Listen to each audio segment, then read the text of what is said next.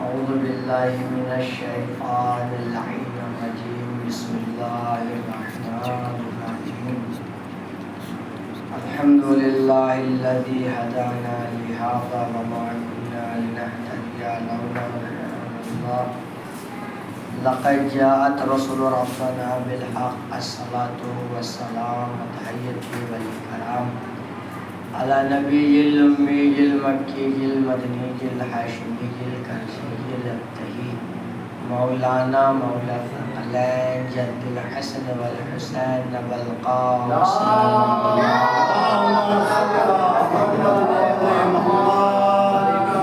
وعلى آل بيته الطيبين الطاهرين المعصومين المظلومين المنتخبين المنتجبين وعلى لعنة الله على أعدائهم أجمعين من يومنا هذا إلى قيام الدين أما بعد فقد قال الله تبارك وتعالى في القرآن المجيد وقوله الحق بسم الله الرحمن الرحيم إن الدين عند الله الإسلام صلوات پڑھے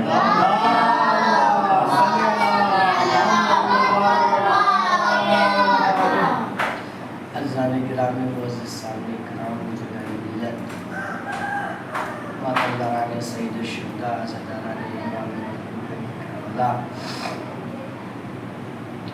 جس آیہ کریمہ کو میں نے اپنا سرنامہ سخن قرار دیا ہے پروردگار عالم جو اس کائنات کا خالق ہے اس کائنات کا مالک ہے جس نے اپنے بندے کو خلق کرنے کے بعد کبھی تنہا نہ چھوڑا وہ پروردگار عالم جو اپنے بندوں سے 70 ماحول سے زیادہ محبت کرنے والا ہے وہ پروردگار عالم جو اپنے بندوں کا خالق ہے لہذا جب اپنے بندوں کا خالق ہے تو اپنے بندوں کے ایک ایک بہانے سے بھی واقف ہے اس کے بعد پروردگار عالم قرآن میں کہہ رہا ہے کہ میرے نزدیک دین اسلام ہے۔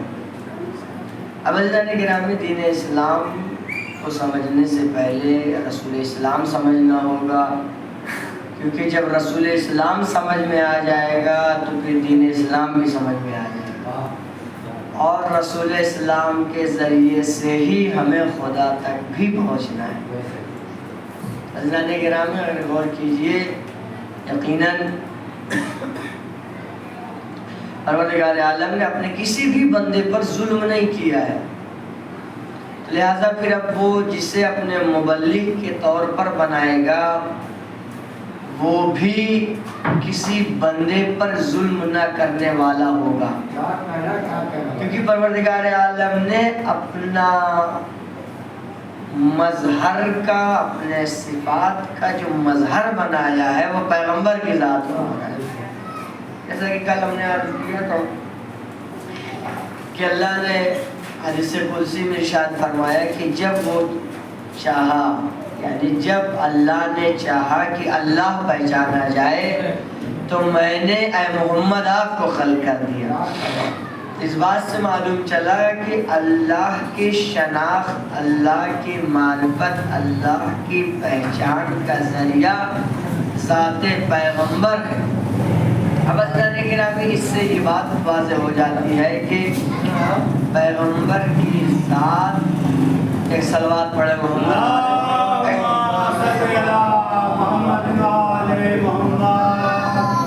بس بابو سب جلدی سے سن لیجئے 15 منٹ کیونکہ ہم بھی بہت تھکے ہیں صبح آئے ہیں اور 1.5 گھنٹہ سے سویا ہے پورے دن اور رات میں لگے بہرحال تو پروردگار عالم نے قرآن مجید میں یہ ارشاد فرمایا کہ یہ دین اللہ کے نزدیک دین اسلام ہے یعنی ان الدین عند اللہ اسلام اللہ کے نزدیک دین اسلام ہے۔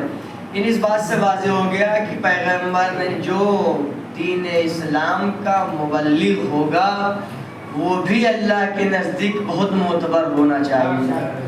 اب اس بات سے اندازہ لگائیے کہ اللہ نے جس اسلام کو پسند کیا ہے اس میں اللہ نے وائلنس کو پسند نہیں کیا ہے. پروردگار عالم نے کسی کے اوپر بھی کوئی وائلنس کو پسند نہیں کیا ہے. اور یقیناً یہ دین جو اتنی رفتار سے پھیلا ہے، اس کا سب سے آسان اور بڑا ذریعہ جو ذات گرامی بن سکتی ہے وہ پیغمبر کا اخلاق تھا. جس اخلاق کی بیس پر اسلام اتنی تیزی سے خطوں تک پہنچ گیا. آپ ایک دیکھیے پیغمبر نے، آپ اس بات سے اندازہ لگائیے کہ رسول اکرم کو رسالت ملی ہے 40 سال کی عمر میں، اور جب رسول اسلام کو رسالت ملی ہے،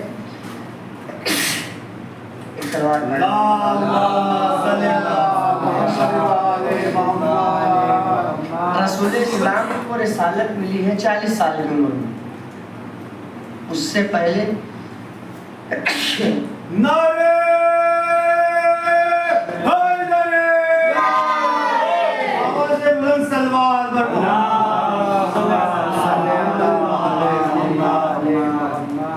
رسول اسلام کی جو رسالت کا آغاز ہوا ہے وہ 40 برس کی عمر میں ہوا ہے.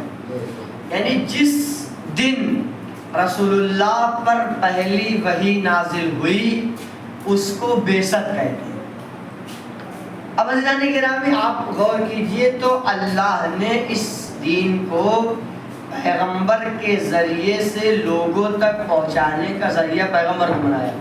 یعنی یہ دین جو پہنچا ہے پیغمبر کے ذریعے سے لوگوں تک پہنچا ہے. لہذا پیغمبر نے جو دین پہنچایا ہے وہ اخلاق اور کردار کی بنیاد پہ پہنچایا ہے. اور ایک بات، دوسری بات یہ ہے کہ پیغمبر نے ایک دوسرے کے اندر جو کینہ تھا اس کو بھی نکالا ہے، یعنی بھائی چارگی کو عام کیا ہے. پیغمبر نے یہ نہیں کہ کسی کو ظلم کے بیس پہ یہ اسلام کو پھیلایا، نہیں کہا. پیغمبر نے جو کام کیا وہ پہلے ایک دوسرے کے بنسبت، جو ایک دوسرے کے پہلے قبیلے کیا ہوا کرتے تھے، پہلے قبائل ہوا کرتے تھے، اور وہ قبائل ایسے ہوا کرتے تھے جو اپنی بہادری پر، اپنے جوانوں پر، اپنے وہ جو قوی جوان ہوتے تھے اس پہ فخر و مباحت کرتے تھے. یہ کہتے تھے کہ میرا قبیلہ تم سے بہتر ہے، وہ کہتا تھا میرا قبیلہ تم سے بہتر ہے، اور اسی اس پہ جنگ ہوتی تھی. اور 40 سال تک یہ جنگ لڑا کرتے تھے. کبھی کبھی ایک اونٹ ذریعہ بنتا تھا جنگ لڑنے کا. اگر کسی کے کھیت میں جا کے کوئی اونٹ کھا لیا، یا کسی کے حصے کی کوئی چیز کسی اونٹ نے کھا لیا ہے، تو اس اونٹ کے لیے پوری تقریباً 40 سال تک جنگیں ہوتی تھی. اب پیغمبر نے جو سب سے پہلا کام کیا ہے کہ ان دونوں گروہوں کے دلوں سے ایک دوسرے کے بنسبت جو کینہ تھا اسے نکالا ہے. پہلے ایک واقعہ سن لیجئے، پھر بعثت کے بارے میں کچھ باتیں عرض کر دیتا ہوں. ایک صلوات پڑھے محمد علیہ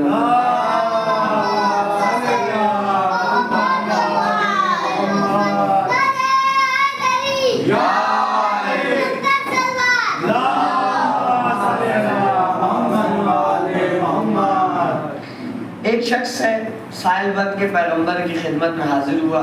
پیغمبر مسجد میں بیٹھے ہوئے، انہوں نے کہا کہ مجھے کچھ حاجات ہیں. جب پیغمبر سے اس نے حاجت کو طلب کیا تو پیغمبر نے اپنے اصحاب سے کہا کہ جس کے پاس جو ہے اس کو دے کر یہاں سے جانے کے لیے کہہ دیا جائے. یعنی یہ کہ اپنے اصحاب سے کہا کہ ان کو کیا کیا جائے، جو ہے آپ کے پاس آپ انہیں دیجئے، اس کی حاجت پوری کیجئے اور اسے ودا کریے. اب اصحاب اٹھے تو ظاہر پیغمبر تھے، پیغمبر کی بات کو ماننا، بہرحال بالفور مانا گیا. جو بھی ساز و سامان جو ممکن تھا اکٹھا کر کے اس شخص کو دیا گیا. اب پیغمبر نے ایک جملہ ایک بات کہی، اس شخص سے ایک بات پوچھی کہ یہ بتاؤ کیا یہ ساز و سامان، وہ چیزیں جو تم کو ملی ہے اس بات پہ راضی ہو اس بات کی رضاعت کا اقرار کرتے ہو؟ تو اس نے کہا یا رسول اللہ میں راضی نہیں ہوں۔ اب ذرا آپ بتائیں، مثال کے طور پہ میں کسی کو کہوں کہ فلاں صاحب آئے ہیں، ان کو سب لوگ مل کے کچھ دے دیجئے، اور وہ اس سے میں پوچھوں کہ کیا تم ان جو دیا ہے اس پہ راضی ہو، اور وہ کہتے کہ نہیں ہم راضی نہیں ہیں، تو دلوں میں کینے اٹھیں گے کہ نہیں اٹھیں گے؟ سب مل کے اس کو مارنے کے لیے دوڑیں گے کہ نہیں دوڑیں گے؟ کتنا سب کچھ دینے کے بعد تم کہہ رہے ہم راضی نہیں ہیں، تم کہہ رہے ہم راضی نہیں ہیں۔ تو پیغمبر نے جب پوچھا کہ یہ بتاؤ جو انہوں نے تم کو ساز و سامان مہیا کر کے دیا ہے، اس بات پہ تم راضی ہو؟ تو وہ کہتا یا رسول اللہ میں راضی نہیں ہوں۔ اب جیسے یہ جملہ سنا اصحاب دوڑے اس کو مارنے کے لیے، پیغمبر نے روکا، منع کیا۔ پیغمبر نے منع کرنے کے بعد شاید اس کو سیدہ کے در سے کچھ چاہیے ہو۔ اب پیغمبر نے اس کو لے جانے کے بعد سیدہ کے در پہ پہنچنے کے بعد کہا کہ فاطمہ بیٹی فاطمہ جو کچھ تمہارے پاس ہے وہ لا کر اس کو دے دو۔ اب شہزادی جو کچھ بھی شہزادی کے پاس تھا اس کے لائق انہوں نے لیا، لینے کے بعد پیغمبر کے ہاتھوں پہ رکھا، یا رسول اللہ اس کو آپ دے دیجیے۔ اب جیسے ہی اس شخص کو یہ سامان ملا تو پیغمبر نے دوبارہ سوال کیا، یہ بتاؤ کہ آپ راضی ہو؟ پیغمبر کا اخلاق دیکھیے کہ ایک سائل سے پوچھ رہے ہیں تم راضی ہو؟ ٹھیک ہے، اب وہ پوچھتے ہیں کہ کیا تم راضی ہو؟ کہا رسول اللہ اب میں راضی ہوں۔ جب اس نے جملہ کہا تو پیغمبر نے کہا کہ اچھا ایک کام کر سکتے ہو؟ کہا یا رسول اللہ بتائیے۔ کہا یہ جو رضاعت کا اقرار تم نے اپنی زبان سے کیا ہے یہ ان کے درمیان میں کر سکتے ہو جن کے درمیان میں تم نے رضاعت کا نہ اقرار کیا تھا؟ اب پیغمبر نے جب یہ جملہ کہا اس نے کہا یا رسول اللہ مجھے کوئی قباحت نہیں ہے، میں اس کا اقرار کر سکتا ہوں۔ اب دیکھیے ابھی تک رسول کیا پوچھ رہے تھے؟ کہا رسول پوچھ رہے تھے کہ ساز و سامان پر راضی ہو؟ توجہ کیجیے گا، جب پیغمبر نے سامان دے دیا اس کے بعد پوچھے کیا راضی ہو تو اس نے کہا یا رسول اللہ ہم راضی ہیں۔ اب پیغمبر نے اس شخص کو اٹھایا، لے جانے کے بعد مسجد میں پہنچے، اصحاب کو بلایا، اصحاب کو جمع کرنے کے بعد پھر اب پیغمبر نے اس سے سوال کیا، لیکن اب دیکھیے سوال کی حیت بدل گئی، سوال کی حالت بدل گئی۔ ابھی تک جو سوال یہ تھا کہ جو میں نے سامان دیا، جو سامان دیا گیا اس پہ راضی ہو، لیکن پیغمبر نے اس کو یہاں پہ لا کے یہ پوچھا کہ یہ بتاؤ اب جو یہ سامان ان لوگوں نے دیا ہے کیا اس بات پہ راضی ہو؟ اب جیسے ہی پیغمبر نے یہ جملہ کہا تو اس نے کہا یا رسول اللہ ہم راضی ہیں۔ تو میں نے ہاتھوں کو جوڑا، یا رسول اللہ آپ نے کیوں کہا؟ آپ نے یہ کیوں فرمایا؟ ارے جب آپ نے اس کو سامان دے دیا تھا، دینے کے بعد اس نے رضاعت کا اقرار کر لیا تھا، جب راضی ہو چکا تھا تو پیغمبر آپ کو چاہیے تھا اس کو وہیں سے رخصت کر دیتے، اس کو یہاں لا کر اس کی زبان سے رضاعت کا اقرار کروانے کا کیا مطلب ہے؟ تو پیغمبر فرمائیں گے کہ تمہیں نہیں پتا کہ جب ان لوگوں نے سامان اس کو دیا تھا تو اس کے سامان دینے کے بعد جب اس نے رضاعت کا اقرار نہیں کیا تھا تو ان لوگوں کے دلوں میں اس کے بنسبت کوئی نہ کوئی کینہ اٹھا تھا، اور میں نہیں چاہتا کہ ان لوگوں کے دلوں میں اس کے بنسبت کوئی کینہ رہ جائے، اس کے بنسبت کوئی کینہ رہ جائے۔ تب عزیزان گرامی توجہ کیا آپ نے، یعنی بعثت پیغمبر سے پہلے لوگوں کے دلوں میں ایک دوسرے کے بنسبت کینے حسد ہوا کرتے تھے، لیکن بعثت پیغمبر کے بعد پیغمبر نے انہی لوگوں کے درمیان میں برادر اخوت پڑھا ہے۔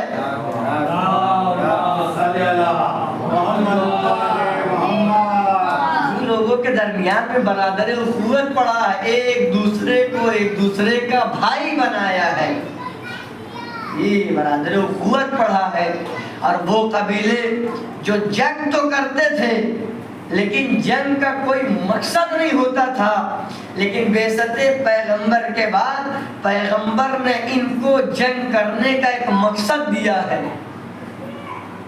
یہ قبیلے جو جنگ کرتے تھے لیکن جنگ کا کوئی مقصد نہیں ہوتا تھا، یہ قبیلے والے جن کے اندر کوئی جرأت پیدا نہیں ہوتی تھی بعثت پیغمبر سے پہلے، ان کے اندر کوئی طاقت، کوئی جرأت، کوئی ہمت نہیں ہوتی تھی کہ وہ کسی بادشاہ سے بڑھ کے اپنے حق کا مطالبہ کر لے. لیکن بعثت پیغمبر کے بعد اللہ نے ان کے اندر اس بعثت کی برکت سے وہ جذبہ ڈال دیا ہے کہ اب یہ اپنے حق کا مطالبہ کرنے کے لیے تیار ہو گئے، اپنے حق کا مطالبہ کرنے کے لیے تیار ہو گئے. کون تھا بعثت پیغمبر سے؟ دیکھیے کیا تھا، جہالت، گمراہی، ایک دوسرے کے بنسبت کینہ و حسد، قبائل پہ فخر کرنا، ذات پر فخر کرنا، اپنے بیٹوں پر فخر کرنا، یہی تو تھا بعثت پیغمبر سے پہلے.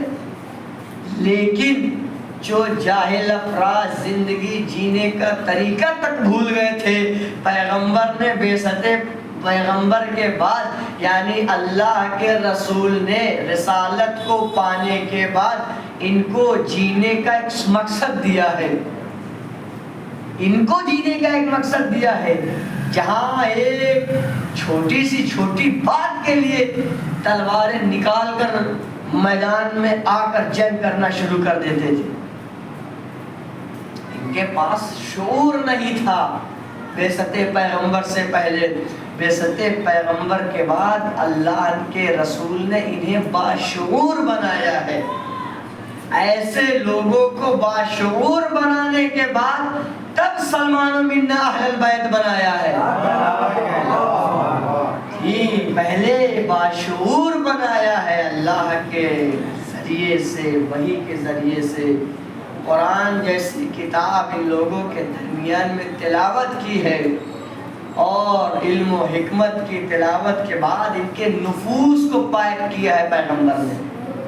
عزیزان گرامی، اس طریقے سے پیغمبر نے اسلام کو پھیلایا ہے کہ جو قبیلے اپنی جہالت پر فخر کرتے تھے وہ اپنے علم پر فخر کرنے لگے.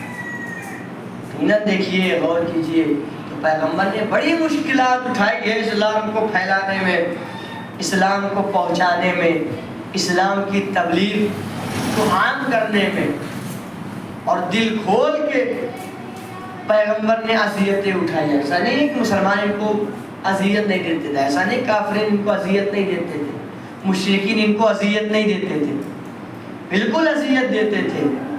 کیونکہ زبان سے وہ صادق امین تو کہتے تھے، لیکن جب پیغمبر نے کہا قولوا لا الہ الا اللہ تفلحوا، جب اس مرحلے کی بات آئی ہے تب وہ اس بات پہ راضی نہیں ہوتے تھے. بڑی محنت ہوتی تھی، بڑی مشقت ہوتی تھی پیغمبر کو اسلام کو عام کرنے میں. پیغمبر نے بڑی اذیتیں صحیح حضرات محترم. ایک سلوات پڑھے محمد والے.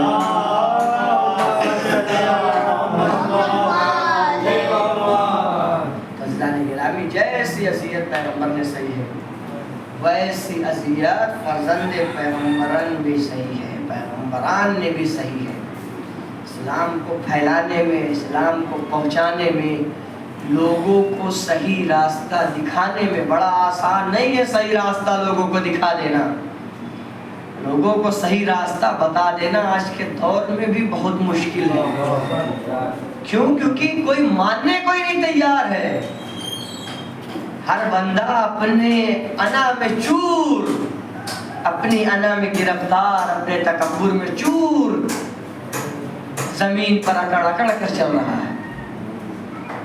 پروردگار عالم نے قرآن مجید میں ارشاد فرمایا کہ میرے نزدیک دین اسلام ہے. یعنی اس بات سے معلوم ہوا کہ اللہ کے نزدیک جو دین ہے وہ اسلام ہے. یعنی اب تک آیا ہوا ہر دین اللہ کے نزدیک اتنا معتبر نہیں ہے جتنا معتبر دین اسلام ہے.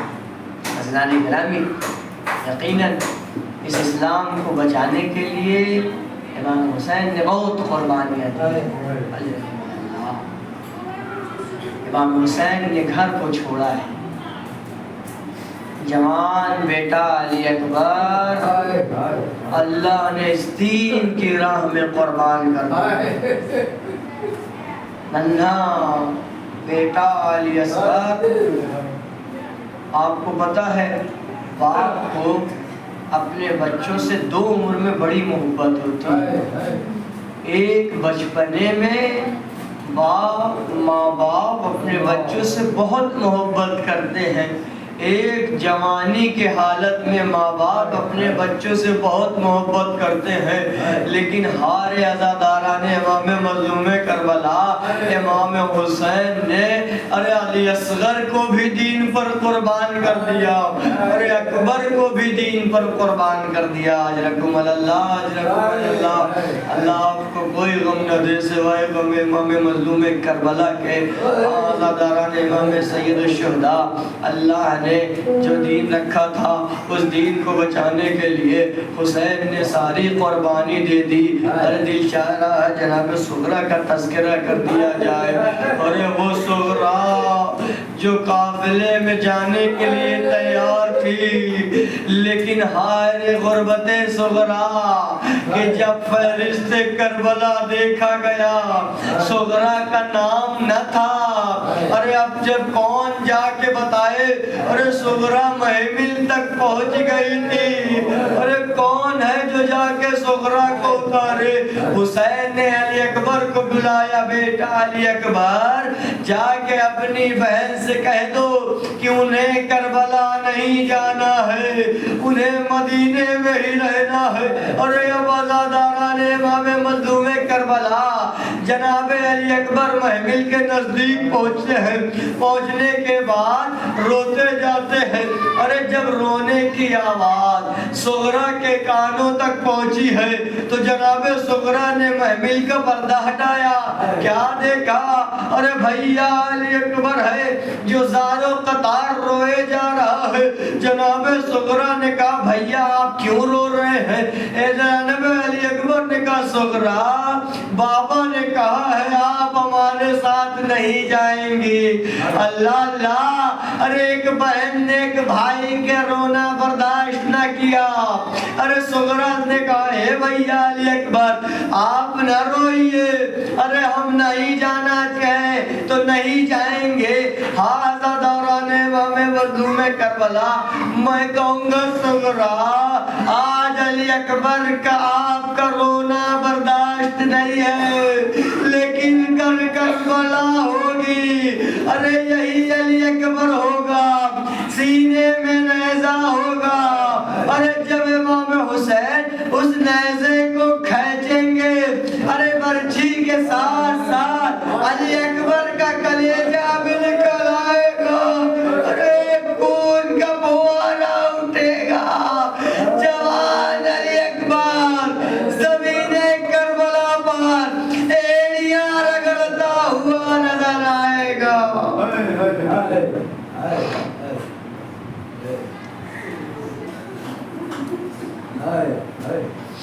وَعَلَى لَعْنَةِ اللَّهِ عَلَى قَوْمِ الظَّالِمِينَ۔ پروردگارہ تجھے محمد وعلى محمد کا واسطہ ہماری اس مختصر سی عبادت کو قبول فرما، پروردگارہ جو پریشان حال اب کی پریشانیوں کو دور فرما، پروردگارہ جو افراد بیمار ہونے، بیمار کربلا کے صدقے میں جلد از جلد شفاء کاملہ اور عاجلہ دے، پروردگارہ جو حضرات بے روزگار انہیں رزق حلال عطا فرما، جو برسر روزگار ان کے رزق میں اضافہ فرما، پروردگارہ آخر یوسف زہرا فرزند زہرا کے ظہور میں تعجیل فرما، اور ہم سب کے اعمال کو اس لائق قرار دے تاکہ ہمارا شمار امام کے ناصرین و مددگار میں ہو۔ تقبل منا انک انت السمیع العلیم۔ حسین